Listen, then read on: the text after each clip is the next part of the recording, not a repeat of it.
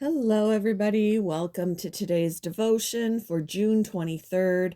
Today's devotion is titled Rich in Good Deeds.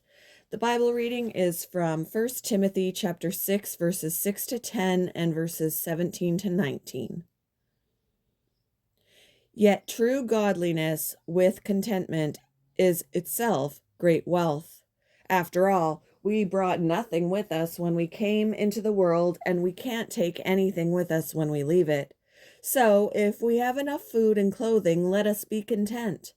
But people who long to be rich fall into temptation and are trapped by many foolish and harmful desires that plunge them into ruin and destruction. For the love of money is the root of all kinds of evil, and some people, craving money, have wandered from the true faith and pierced themselves with many sorrows. Teach those who are rich in this world not to be proud and not to trust in their money, which is so unreliable. Their trust should be in God, who richly gives us all we need for our enjoyment. Tell them to use their money to do good. They should be rich in good works and generous to those in need, always being ready to share with others. By doing this, they will be storing up their treasure as a good foundation for the future, so that they may experience true life.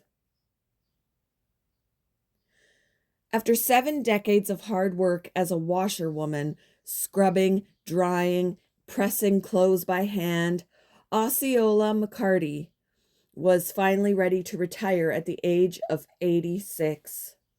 She had scrupulously saved her meager earnings all those years, and to the amazement of her community, Osceola donated $150,000 to the nearby university to create a scholarship fund for needy students. Inspired by her selfless gift, hundreds of people donated enough to triple her endowment. Osceola understood the true value of her wealth was not in using it for her own gain, but to bless others. The Apostle Paul exhorted Timothy to command those who are rich in this present world to be rich in good deeds. Each of us has been given wealth to steward, whether it's in the form of financial means or other resources.